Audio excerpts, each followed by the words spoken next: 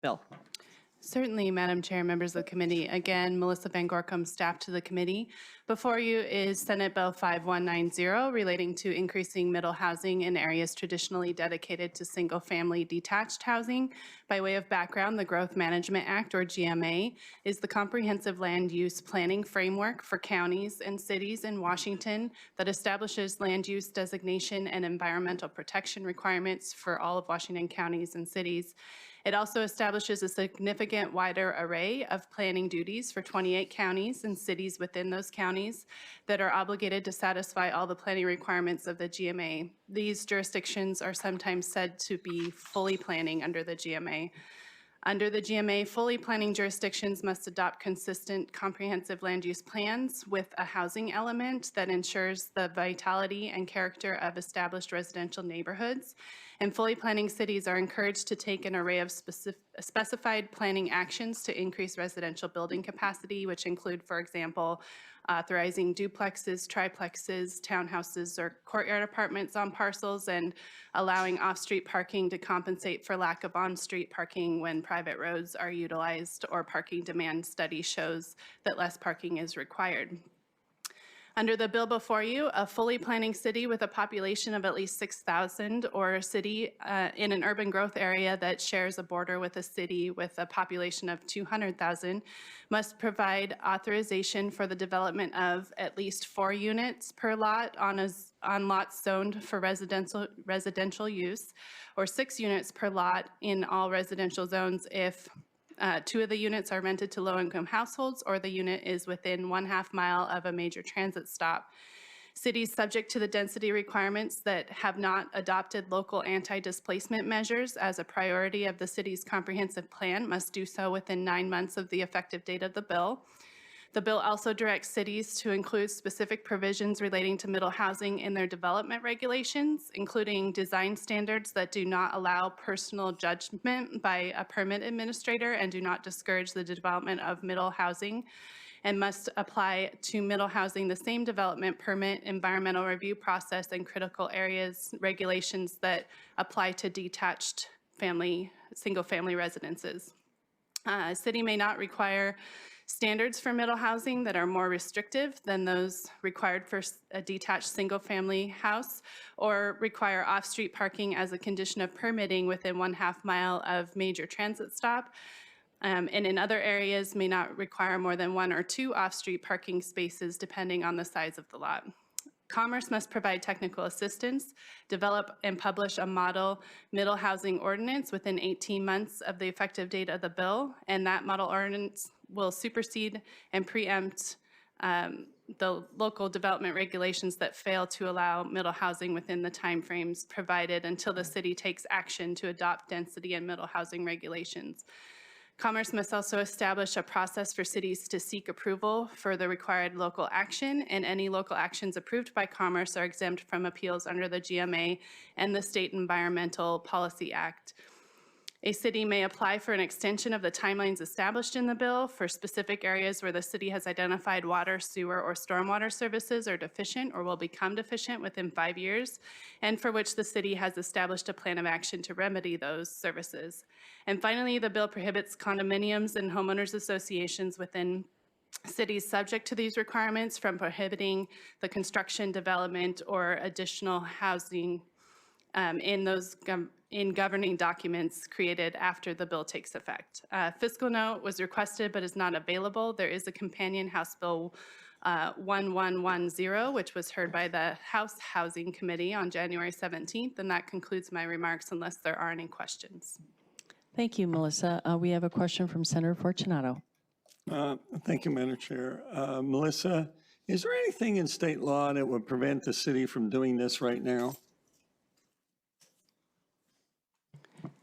I don't know that there's anything explicitly that would. I'd have to double check and get back to you, though. Okay, so what this bill is doing is it's saying you must, as opposed to, so it preempts any local city decisions.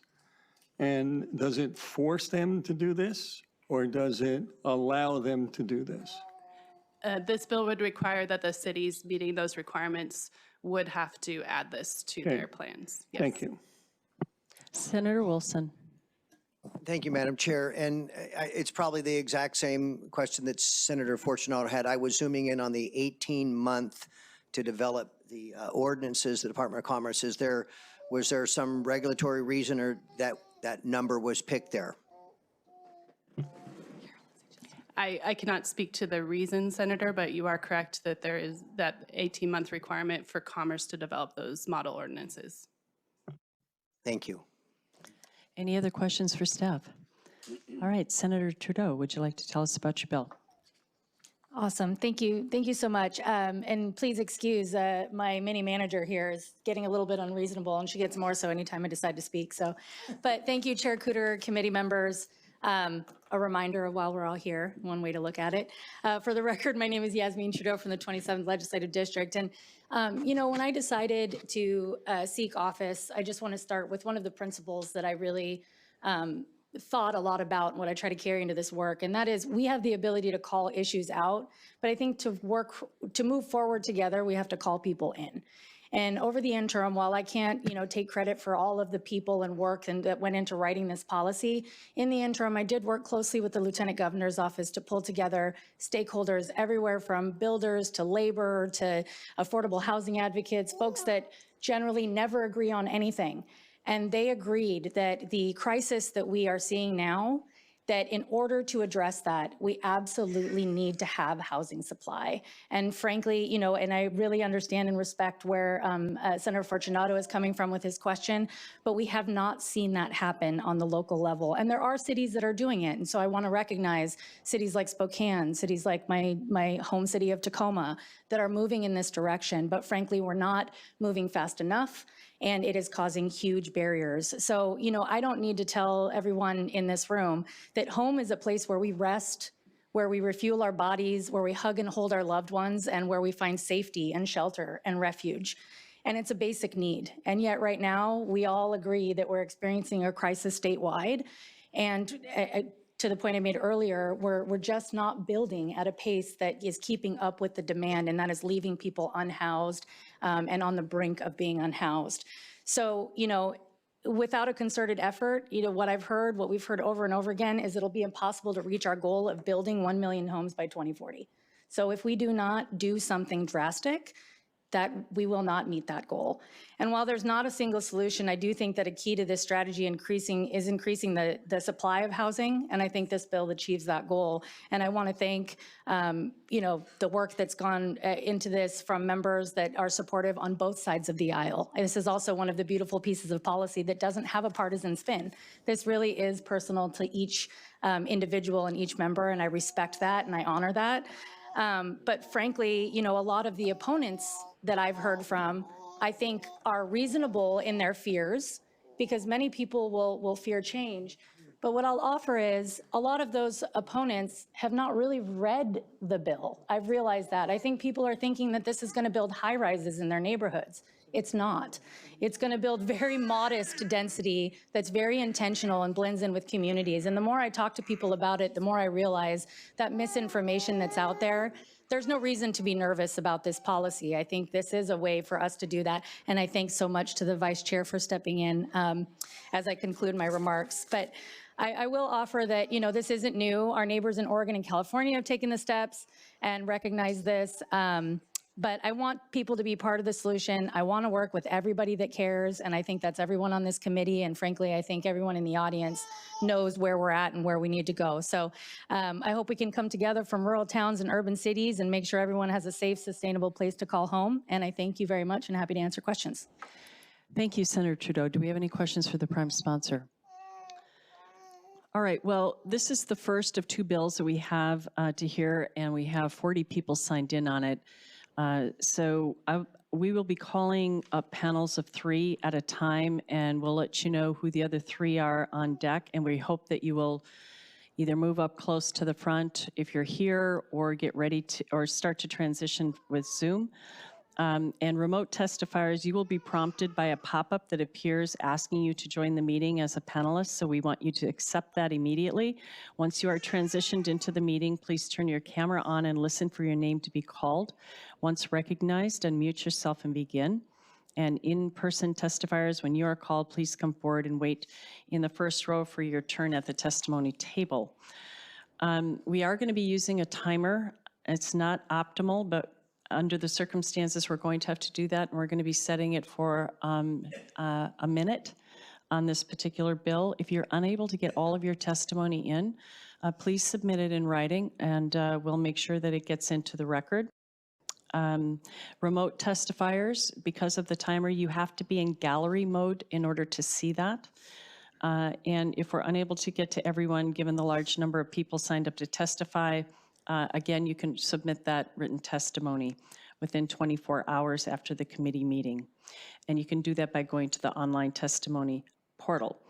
Okay, now we're going to begin with the public testimony on Senate Bill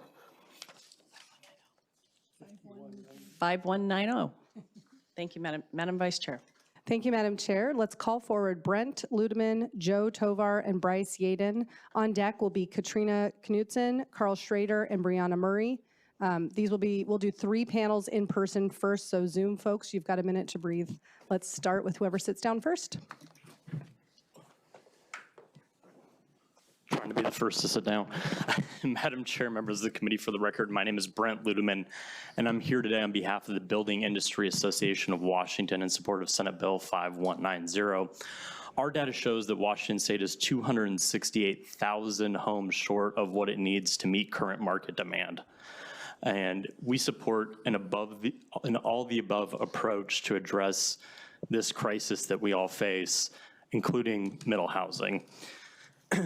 If anything, we would actually like to see this bill expanded to beyond 4 or 6 units, but we think this is a good start and a move in the right direction. We commend the bill to you today and appreciate your support. Thank you. Thank you. Please proceed. Hello, thank you, Chair Cooter, members of the committee. My name is Joe Tovar. I'm with the Department of Commerce Middle Housing Technical Team. Thank you for the opportunity to comment.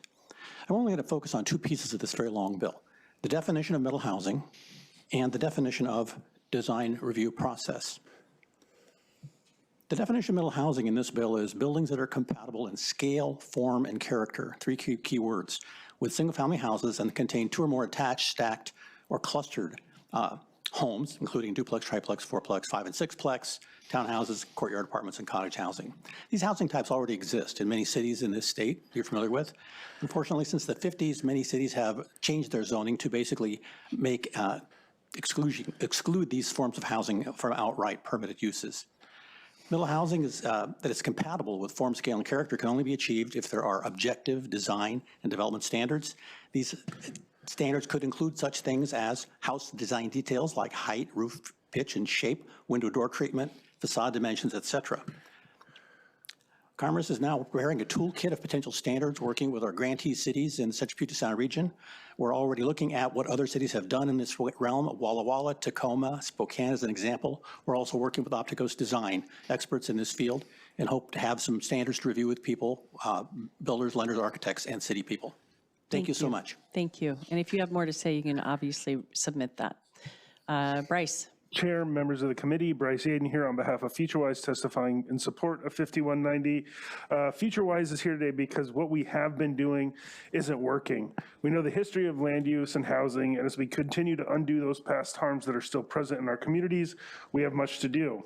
A couple of years ago, we passed House Bill 1220 that started us on the direction of addressing housing issues, but we also need action today, and with the amount of housing we need at all income levels, especially for home ownership opportunities, we think this bill is important. Real quick, I wanted to thank AWC and a number of cities. They've been sitting down with FutureWise and others over the last few weeks to come up with some technical fixes that I'm sure you will be heard and brought up today. We are trying to address a number of those things. We know that there's a number of policy levers that we can pull today to get outcomes that both are present today and in the future. So we look forward to working with you all on that. And I want to close by saying this is one piece of a larger policy platform. We need to address supply, which this bill does. We need to address stabilization for rents and people and communities, and we need to address affordable housing and making sure we subsidize those. Thank you. Thank you. And with the agreement of my ranking member, we're not going to ask questions of the panelists. We're going to hold them and catch up with you all later. And Madam Vice Chair. And that's so we can get to as many people as possible. Madam Vice Chair. Thank you, Madam Chair. Let's call forward Katrina Knutson, Carl Schrader, and Brianna Murray. On deck, also in person, Bill Clark, Carrie Wooler, and Alexandra Freeman-Smith. Go ahead, Carl. Thank you, Madam Chair, members of the committee. Carl Schrader with the Association of Washington Cities, here signed in as other on this testimony, which I think you'll appreciate as a difference in opinion from where we've been in the past on these proposals. So that is to indicate that we are willing and working towards agreeing to a statewide approach around minimum zoning standards and transit-oriented development. Unfortunately, we're not quite there yet on this bill, but we are actively working in good faith with the proponents to do so, and look forward to engaging in those conversations in the Senate as well. You heard about our process. We are, in addition to this, agree with what Bryce just said. This needs to be a combined effort. The 500,000 homes at 0 to 50% need will not be addressed by this bill. Some of the things that are still problematic, it treats cities like Othello with 8,700 people in Adams County the same way as it does Seattle. So we want to look at some tiering, some flexibility. The displacement provisions restate existing law, which say if we identify displacement risk, we don't have any tools to deal with it. So we would like to figure out how to make that meaningful, as well as the infrastructure set aside. A variety of important details that I didn't get to. Happy to work with you all as we move forward. Great. Solutions are welcome. Please begin. Thank you very much for allowing me to speak this afternoon. I'm Katrina Knutson, speaking on behalf of the City of Gig Harbor. First, the City of Gig Harbor supports the intent of this bill and feels it's important to address housing availability via consideration of missing middle. Gig Harbor has received a Department of Commerce grant, and we're working to include missing middle in our zoning regulations. So thank you for that state funding. Our primary concern with this bill in particular is its one-size-fits-all approach and potential inconsistencies with other regulations that cities like Gig Harbor are subject to. For the city and all other jurisdictions in King County, Snohomish, Pierce, and Kitsap counties, we're required to grow consistent with the Puget Sound Regional Council's Vision 2040. In 2016, the City of Gig Harbor did not receive certification via Puget Sound Regional Council because we were told we were growing too quickly. The city did not receive that certification, and therefore we were out of compliance and ineligible for the federal transportation dollars that come along with that. Since 2016, we have been working tirelessly to slow our growth in order to be consistent with Vision 2040. Thank you. Thank you. Brianna. Yes, good afternoon, committee members. I'm Brianna Murray. I am here to testify on behalf of the City of Tacoma. City of Tacoma has been a leader in the space of allowing middle housing. They've adopted a policy called Home in Tacoma that has significant increase in density throughout their entire community, including around transit stops, but also around community neighborhoods with walkable services. In light of their work that they have done that's been very proactive in this space, they'd ask that the bill be advanced forward, and as it's advanced forward, that the language speaking to communities that have done something substantially similar to what is outlined in the bill be further refined. Right now it says if a community has done something substantially similar to what is outlined in the bill, that Commerce can say, okay, you have met the requirements of this bill. But there's not a lot of definition around substantially similar, which means it kind of opens the door for a wide variety of interpretation. We'd ask for that to be further clarified. And with that, I'm happy to answer any questions. All right, thank you. And again, suggestions for solutions are welcome. Madam Vice Chair. Thank you, Madam Chair. Let's call forward Bill Clark, Carrie Wooler, and Alexandra Freeman-Smith. And on deck in Zoom will be Rob Putsanu, Kyle Moore, and Jack Walsh. Please proceed. Good afternoon, Madam Chair and members of the committee. My name is Alexandra Freeman-Smith, and I'm here to speak on behalf as a phlebotomist of UW Medical Center Northwest and as a union delegate for SEIU 1199 Northwest. In our collective bargaining agreement, there's a clause that requires healthcare workers to live within 30 minutes of our hospital. In the event that there's an emergency, they have to be able to report in that time. And for our newer employees, our newer coworkers, they're unable to afford homes in the single-family zoning areas surrounding our hospital. Our members who are able to afford are older and approaching retirement, and with no new employees able to replace them, we'll have hospitals that won't be able to respond to emergencies effectively. We need to fix the missing middle in order to protect the health of our communities and prevent deaths in our neighbors. In my private life, I've grown very close with my neighbors, and we're both starting to outgrow our apartments, and we're both really hoping to find housing that can keep us in community with one another while allowing us to secure financial stability. So I thank you for your support on this bill. Thank you. Please proceed. Good afternoon, Chair and members of the committee. My name is Carrie Wohler. I represent the Washington State Department of Transportation, where I'm the Director of Multimodal Planning and Data. WashDOT is supportive of SB 5190, increasing the supply and diversity of housing by adding middle housing to existing developed areas, addresses our housing shortage while placing the least burden on the transportation system. As land use change has the greatest potential of reducing vehicle miles traveled, transportation efficient land use strategies like those emphasized in the bill are critical for achieving state and local goals. We appreciate the opportunity to voice support. Thank you. Bill. Chair Cooter and committee members, I'm Bill Clark here for Washington Realtors in support of the bill. I think I'll just emphasize one point consistent with Senator Trudeau's introduction, and that is under the bill, single-family housing can still remain. Existing homes can remain. If a person wants to split their lot and add a single-family house, they can do that. If a home builder or a community land trust or a nonprofit housing group thinks that single-family detached housing is what the market wants, that's what people can build. And it will be built in a way that is compatible single-family homes. If people want to build a duplex or a triplex, they can do that too. It doesn't require multi-unit housing. It just allows that as an option in those areas where it's not allowed today. So that's an important point for realtors to make. Thank you. Thank you very much. Madam Vice Chair. Thank you, Madam Chair. Let's go to Zoom and call forward Rob Putsanu, Kyle Moore, and Jack Walsh. And on deck, which will be in person, Mike Ennis, Wes Stewart, and Rachel Smith. Okay, please begin. All right, thank you, Madam Chair and members of the committee. I'm Mayor Rob Putansu from the city of Port Orchard. I'm signed in as opposed to the bill, not because Port Orchard is immune from the region's housing crisis, nor because we oppose increasing density within our city. I'm opposed at this time because the bill in its current form doesn't align with the city's responsibility to provide water for our residents. I'm very concerned if the bill passes, it will only make it harder for Port Orchard to balance the responsibility of our accepting new growth while providing water to our new homes. I recognize that Port Orchard's situation is somewhat unique. I am confident that other cities across the state will soon find themselves in the same situation. Port Orchard is one of 4 pilot projects established by the legislature to explore alternatives ways to mitigate the environmental impacts of providing new waters to the residents through the Foster Task Force. In order to provide water for the explosive growth we are experiencing, we are moving our permitted water sources from existing shallow aquifer wells to deep aquifer wells. We've spent over $2 million on the process. We still don't have approval for our water sources, and if we don't receive the approval for our project, we will be forced to impose a building moratorium. To be clear, I'm going to need you to wrap up, please. Thank you. Thank you. And who's next? We could go with Kyle Moore, Madam Chair. Good afternoon, Madam Chair and members of the committee. I'm Kyle Moore with the city of Seatac. I just want to thank you for the opportunity to speak on with my concerns about SB 5190. You know, Seatac welcomes density. In fact, we've upzoned around our light rail stations, and we did a housing action plan thanks to the state legislature, and we found out 93% of our housing is affordable, but we want more. We want more density. However, we're concerned about Section 3, subsections E, F, and G, which limit parking. We have an international airport in our city, which is a major job hub.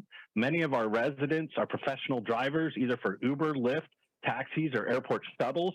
These residents are dependent on these cars for their livelihood, and parking restrictions will have inequitable impact on them and their businesses.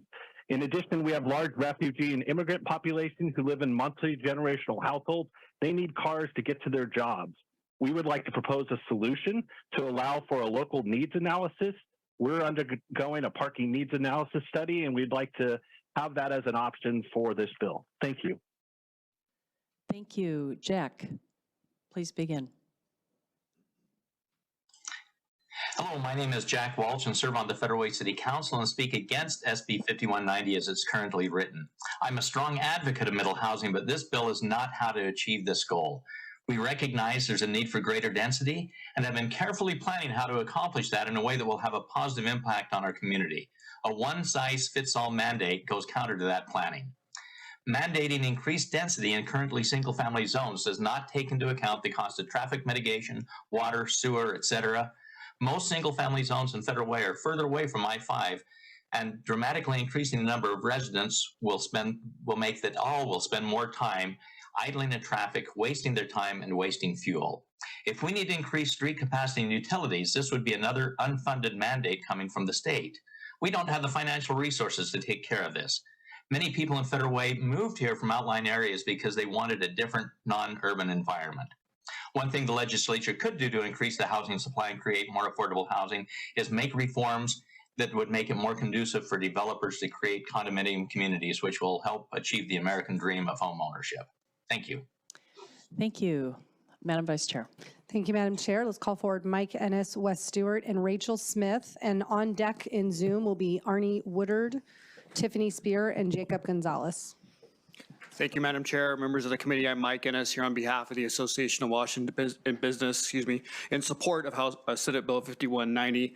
I want to express my appreciation for the collaborative approach that's been taken with improving housing supply this session. Our members have found a lot of common ground with this effort, and I also want to thank Senator Trudeau for her efforts with this legislation as well.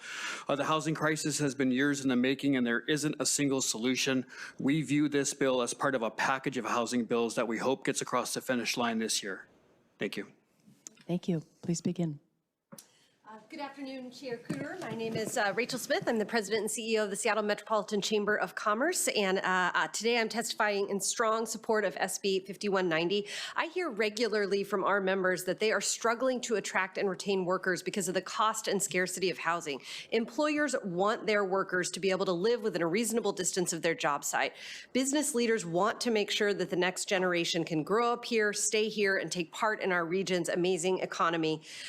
We know from our public opinion research that 65% of Seattle voters supported updating zoning laws and expediting permitting to allow for more density across the city, even if it meant more duplexes and triplexes in many single-family neighborhoods. 67% supported building more housing, quote, in their own neighborhoods. And a recently conducted statewide poll found that 78% of Washingtonians support streamlining local permitting so that new housing construction can begin more quickly. This sentiment was recently shared in a Seattle Times opinion piece authored by two of our chamber members and leaders, Microsoft's Brad Smith and JP Morgan Chase's Phyllis Campbell, and I strongly urge your support. Thank you. Thank you. Afternoon. My name is Wes Stewart. I'm the Transportation and Housing Organizer for Sierra Club Washington State, representing 30,000 members in support of Senate Bill 5190. My partner lives in a single detached house with 3 other adult professionals, a social worker, a brewer, a metal worker, and a marketing writer. Although their jobs pay well, in an isolated part of the city without diverse housing options, they face a dilemma. Break up the family, or move separately, or stay together and risk losing a house to rising costs of rent. The policy of R1 restricted zoning has consequences we're slowly beginning to reckon with. Sprawl requires a large financial investment in road maintenance, a higher upkeep in services, and increased car dependency. In addition, R1 zoning produces half of all household greenhouse gas emissions while housing just 25% of the US population. Senate Bill 5190 provides the opportunity to retrofit our homes and communities for a changing climate, updated appliances, rain capture, groundwater restoration, better insulation, solar paneling, etc. To meet our housing needs, the state can choose whether to sacrifice thousands of acres of farm and wild land for suburban sprawl or densify our communities into safe, quaint, and environmentally sustainable neighborhoods. I urge the committee to support homeowners and tenants with the passing of SB 5190. Thank you for the opportunity to testify. Thank you very much. And now on Zoom, we have Arnie. Arnie, are you there? Arnie. I start my video.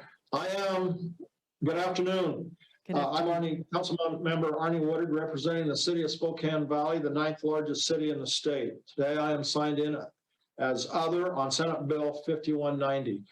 Spokane Valley adopted an ordinance in 2020 that allows missing middle housing in a large portion of the city within a half-mile of frequent transit routes. While there is a provision in Section 4, which Brianna Murray talked about, we also agree with her that the substantially similar is a subjective term that could be interpreted in many ways. We would ask that that be further defined. Within a half mile of the city's Spokane Valley's frequent transit lines, the city established an R4 designation that allows all the types of housing, duplex, triplex, fourplex, townhouse. Further, the city has adopted corridor mixed-use zoning with unlimited density housing, which is generally located within a quarter mile of high-capacity transit. R3s are allowed for duplexes, R1 and R2, do not allow for duplexes and other things because of infrastructure deficiencies. I will send my notes to you, and thank you for hearing me today. Thank you very much. Madam Vice Chair. Thank you, Madam Chair. Before we hear from Tiffany and Jacob, I just want to let Jacob, Vigdor, Zachary Stoneman, and Michael White know that they are on deck. And since they're in person, if they could come sit down so we're ready to rock, that'd be great. Back to you, Tiffany. Thank you, and thank you, members of the committee. Tiffany Spear, I'm with the city of Lakewood, which is the second largest city in Pierce County with a population of almost 64,000. Our concerns with the bill are twofold. Fundamentally, this may interrupt and complicate the ongoing efforts the city has been making in recent years to allow and encourage, and in some places strongly encourage, middle housing. The city has created 2 sub-areas, both of which won Governor Smart Community Awards near transit stations and near our downtown. And we have also continued to work with missing middle housing funding from Commerce to continue this work. The second major concern that the city has is we are only 26 years old. We incorporated in '96, and it was built out when city incorporation occurred.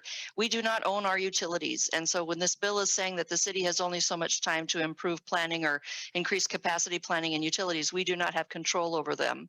So needing to have some additional research and maybe amendment to this bill on that regard. Thank you. Thank you. Jacob. Good afternoon, committee members. My name is Jacob with the city of Pasco, testifying as other on SB 5190. Pasco absolutely supports removing barriers to housing to increase housing supply, and has been one of the cities that have been aggressively moving forward to increase flexibility. Today, more than 80% of our residential land uses allow and encourage missing middle housing and higher densities. And this was done with the help of 2019's House Bill 1923 and with support from the Department of Commerce. However, inadequate infrastructure in small residential portions of the city made increases to density limited, if not impractical, including roughly 28% of our low density land use, which is currently today used as working farmlands. Section 6 of the proposed SB 5190 leaves out transportation as a public utility, and we would encourage that to be an added component, and we would like to see some added clarification on how this infrastructure criteria can be used adequately while still maintaining the intent of the bill. Thank you, and for allowing us the opportunity to testify. All right, thank you, Madam Vice Chair. Thank you, Madam Chair. Before we go to our in-person panel, just letting Danny Madrone, Christina Mateo, and Hugo Garcia know that they are on deck. So let's go to Jacob. Thank you, Chair Cooter, members of the committee. Thank you for the opportunity to speak today. For the record, I'm Jake Vigdor, faculty legislative representative for the University of Washington. Our mission as faculty is to provide world-class educational opportunities to the people of Washington. Our mission is threatened by the lack of affordable housing. We're in the midst of a wave of faculty retirements. We are out there trying to recruit the next generation of faculty members. We're looking for diverse candidates, first-generation scholars.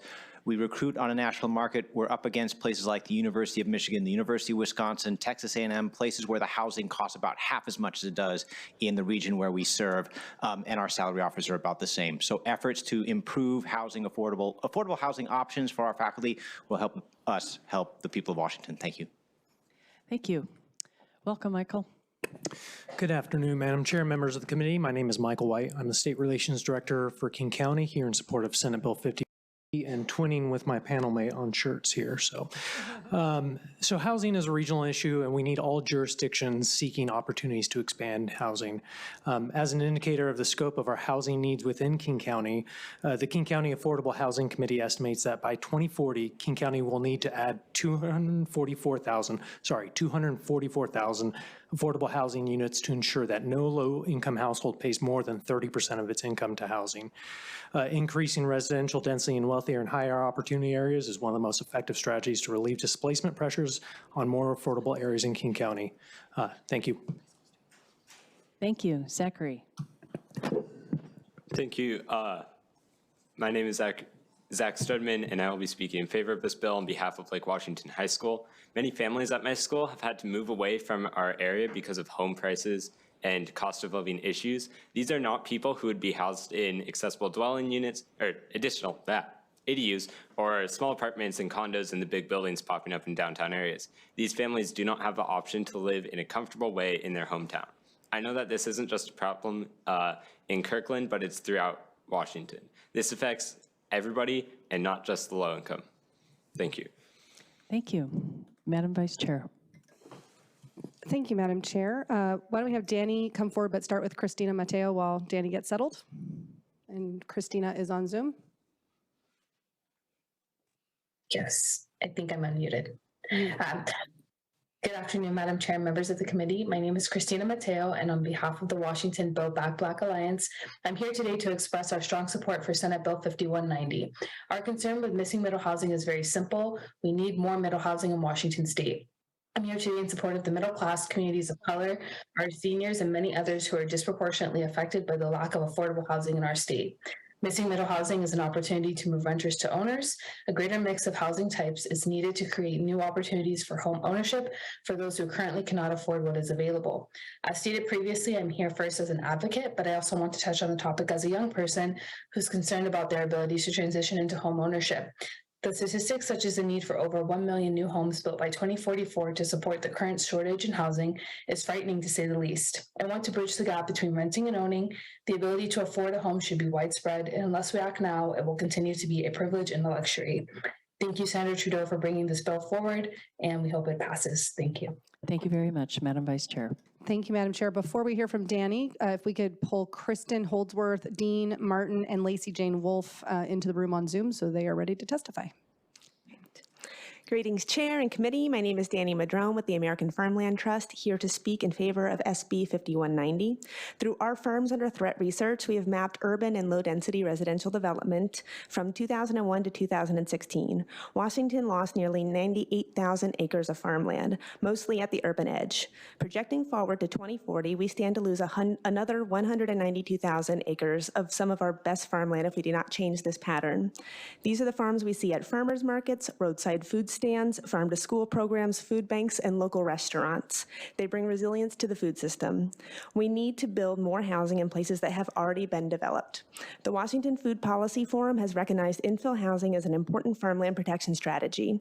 In a recent report that explores land use policies, the forum recommends relieving the pressure to develop farmland by requiring cities to allow more options for infill housing, particularly middle housing. The future of our local the future of our local food systems depends on better use of the land. It's time to break the gridlock and move forward. Thank you. Thank you, Madam Vice Chair.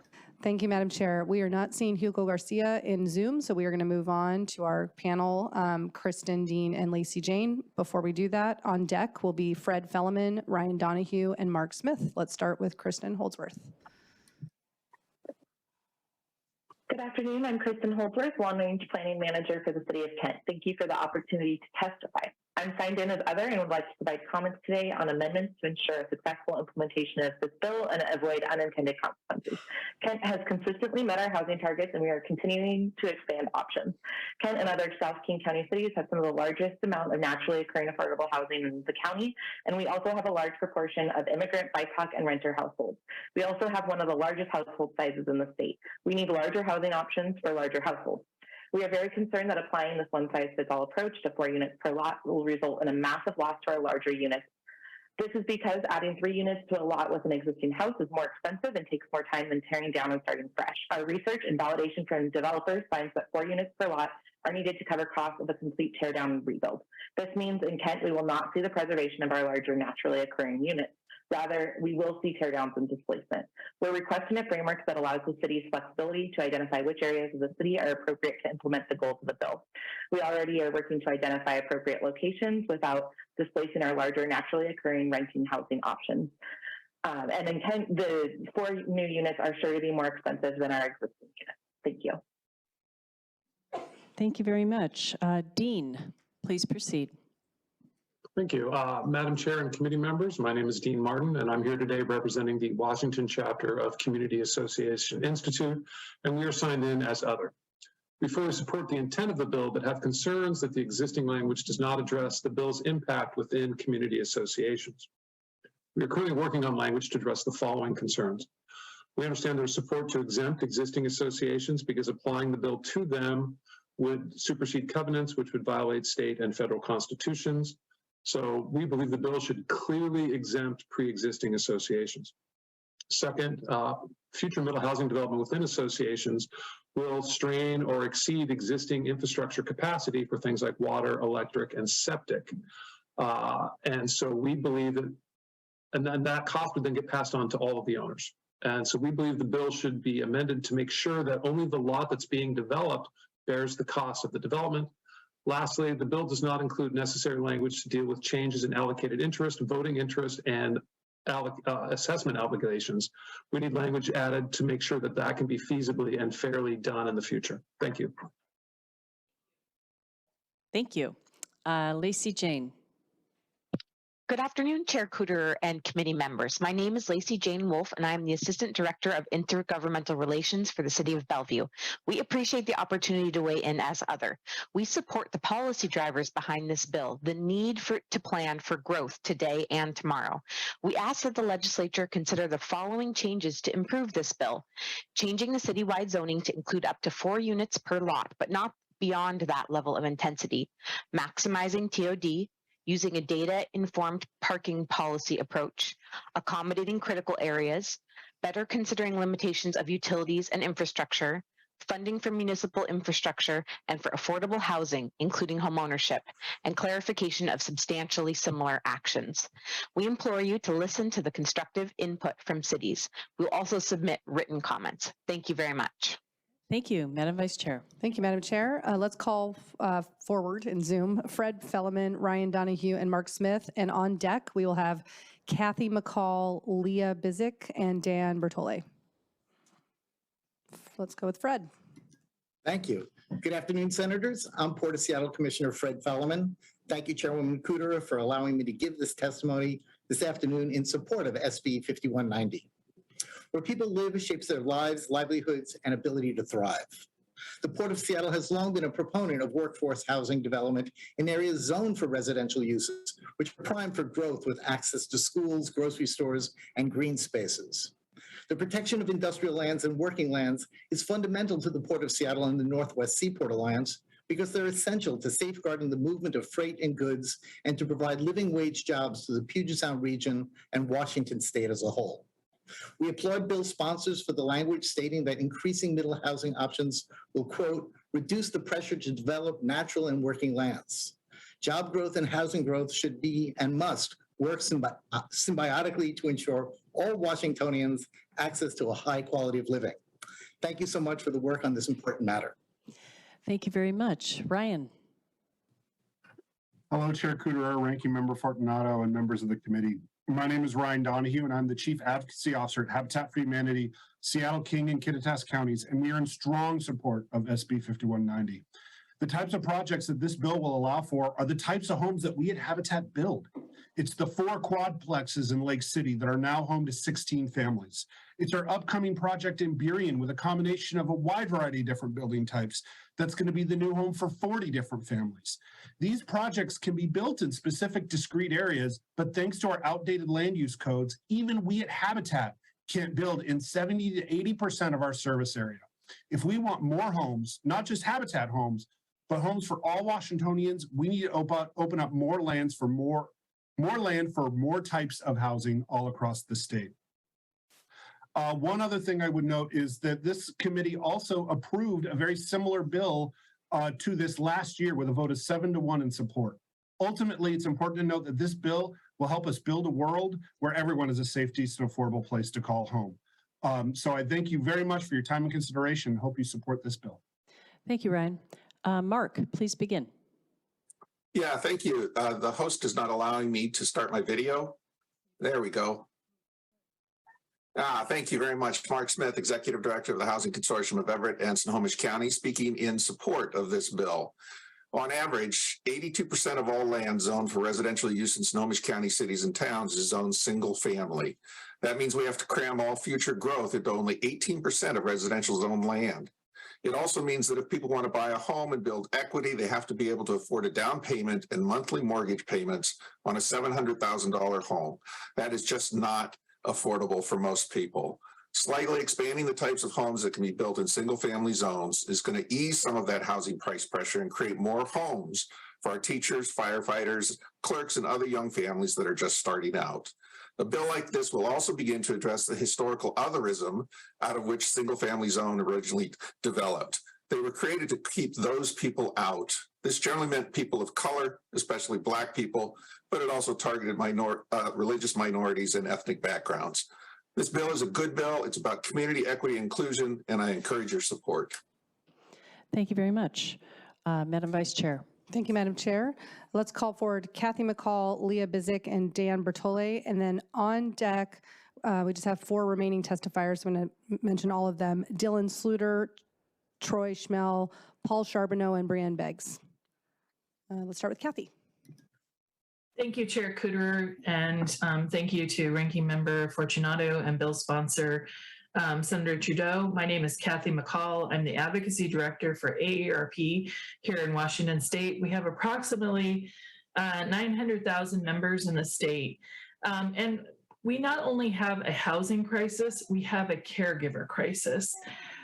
With a growing aging population, construction of a variety of housing options will become even more important. Currently, we have thousands of older adults who are what we call house rich but cash poor. From the 1960s and 70s, they've lived in their homes and would like to sell some of those homes because they don't work for them anymore. They're not safe and they're not affordable. But they want to buy something that is close into their community, but in most cases, those types of housing does not exist. Older adults will become more reliant on caregivers as they age. Unpaid family caregivers are the backbone of our long-term care system. Missing middle housing can help family members live with a loved one to support their loved one as they age and remain in place or in their residence and their community. This option will help older adults have the care they need rather than being forced to spend down their assets to near poverty level to qualify for Medicaid. This type of housing is needed and we support 5190. Thank you. Thank you. Leah, please begin. Yes, good afternoon, Chair Cooter, members of the committee. I'm Leah Missick, the Washington Transportation Policy Manager at Climate Solutions, here in support. Ensuring there's adequate housing in urban areas is among many things a climate issue, which is what I'll focus on. Numerous studies show missing middle housing is associated with lower climate pollution. Climate Solutions' own research, as well as others, shows that meeting our climate obligations is easier when we combine dense, mixed-use urban areas that have clean transportation options with zero-emission vehicles of all types. The closer people can live to work and services, the less they need to drive.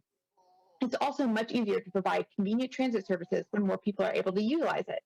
And further, the missing middle housing types this bill would allow tend to be more energy efficient. There's a clear correlation between having adequate urban housing and reduced emissions, as well as reduced housing costs. And on a personal note, I've lived in 3 homes in Seattle. All were missing middle type housing. This housing type provides options for many people, including me. Climate Solutions asks for your support on this bill. Thanks. Thank you very much. Dan, please begin. Oh, he's on mute. Dan, you're on mute. That's normally Senator Fortunato, by the way. I swear I pushed the button.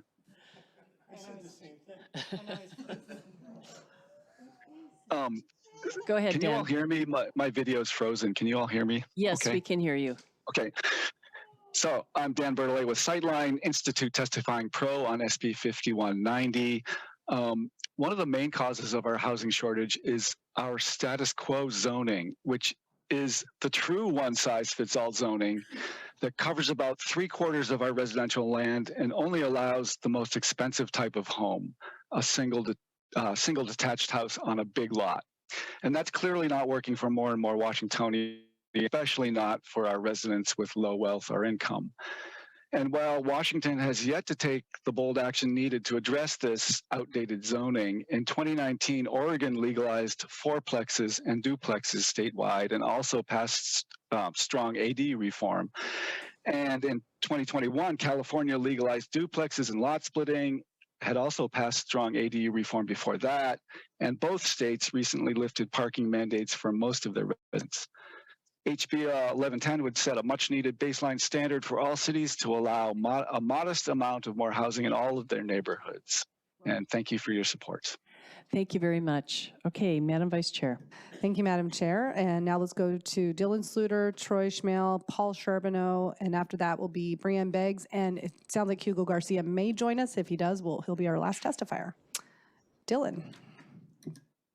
Good afternoon, Madam Chair and members of the committee. My name is Dylan Sluter, representing the Master Builders Association of King and Snohomish Counties. MBAC strongly supports Senate Bill 5190, increasing middle housing. Middle housing types are more affordable than detached single-dwelling houses, in large part because of land cost, which account for a significant portion of a home's value and can be shared across several households with middle housing. We are obviously in a housing crisis across the state because there's too few homes available to rent or own, and we think the market will respond with these more options. Some examples of this is Snohomish County and Kirkland, which have allowed for more middle housing types and have seen hundreds of units in the pipeline. These examples illustrate the great demand that exists for this type of housing. And anecdotally, I would personally be impacted by this legislation, as when I first moved to the Puget Sound region, I lived in a family friend's basement ADU until I was able to get established and sort of get on my feet, so to speak. I now rent a condominium as I do not have the opportunity to purchase an entry-level home that's affordable for me. Senate Bill 5190 seeks to provide the opportunity for folks like myself to find a more desirable and attainable middle housing choice that's closer to jobs, transit, and other amenities. MBAX urges your support and thanks you for your consideration. Thank you. Yep. Madam Vice Chair. And let's hear from Troy and then Paul. Troy. My name is Troy Schmiel. I'm the owner of Saphire Homes, and I'm testifying in support of 5190. The state is in a crisis that you can help fix. We need zoning and permitting to allow all housing types in all areas, duplexes, triplexes, cottages, ADUs. Where zoning is allowed it, my company has been building this in middle housing. We built 20 townhomes on 1.6 acres, walking distance from a hospital. We did 25 townhomes on 1.8 acres in a city's downtown core. A couple of years ago, we did 9 houses, each with an ADU, a mile from Seatac Airport, that was 5 out of the 9 were multi-generational families. Well received, all of these projects. I have 3 children. One is already a teacher, one is in nursing school, the last one wants to be a firefighter. Given the current situation, none of them could buy houses in this area. I hope you get to pass this. Thank you for your time. Thank you very much. Paul. Hello, my name is Paul Charbonneau. I'm actually a city council member in the city of Newcastle, but I have to state that I'm not here representing my city, but rather my own individual views and story. And that's because I was elected at 24 and I serve currently as the youngest council member we have in King County. And my city had the highest median property price increase in 2022 in King County. And that's because for smaller cities like mine, local control for us has meant using the state mandated minimum as direct practice and not really giving an inch more. I personally have 3 jobs that pay me, including serving my city, coaching in our local school district, and full-time work on top of that. And there are no types of property I can afford to own in my city. At my current earnings, I'll never be able to own property in my city, the place where I grew up and chose to return to. And I'll face uncertainty, frankly, if I can afford to finish my council term living here. My generation is not represented in municipal leadership. The 7 council members I had were an average of 66 years old when I filed to run, and that manifests itself in the people that come to testify and the stances that these cities take. So I urge you to support this bill and build more housing so my generation's not left behind. Thank you. Thank you very much. Madam Vice Chair. Thank you, Madam Chair. And to finish our testimony on this bill, Brienne Beggs and Hugo Garcia. Brienne. Thank you, Chair Cooter and members. Brienne Beggs, Spokane City Council President, and I'm happy to report that the City of Spokane strongly supports this bill. And our community members and leadership have really understood this missing middle. This summer, we adopted an ordinance that's very close to this, and only 1 person from the public opposed it in public testimony. In the 6 short months that it's been in place, we've already had 150 units go into pre-development, which is about a quarter of what we would normally get for single family in a year in just that 6 months. And it's spread all over the city, so there's no one neighborhood that's going to be changed. It's very gradual change by neighborhood, but it helps address this crisis that we all know. And it's important that we adopt it statewide, not just because we can't afford people who are bearing this burden, the young families, the elderly and disabled and people of color, but also, we have a free rider program if some cities do and don't. So we urge you to support this. Do not let the perfect be the enemy of the good. Thank you.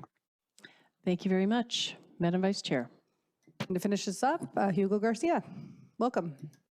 Thank you, Madam Chair, and all the representatives here. Thank you so much for the opportunity to share about my lived experience. My name is Hugo Garcia. I'm an immigrant from Mexico who has lived and grown up in King County in Burien for the last 30 years. Though I'm not representing the council, as I currently sit as a city council member, I did want to share that I myself am able to say that I was not displaced from the community that I grew up with because I live in a duplex. So on the other side of this wall behind me is my younger brother. He lives on the other side, and he was able to contribute to our community as now is a teacher. He's a 4th grade teacher here locally, and it's because of missing middle housing options. We don't have enough, and I'm a big supporter. Want to make sure that we do our part as well in the local cities to address the housing needs that we need, and the missing middle 5190 bill would help encourage that. So thank you so much for the opportunity to share. I appreciate it. Thank you very much. And with that, we're going to close the public hearing on Senate Bill 5190.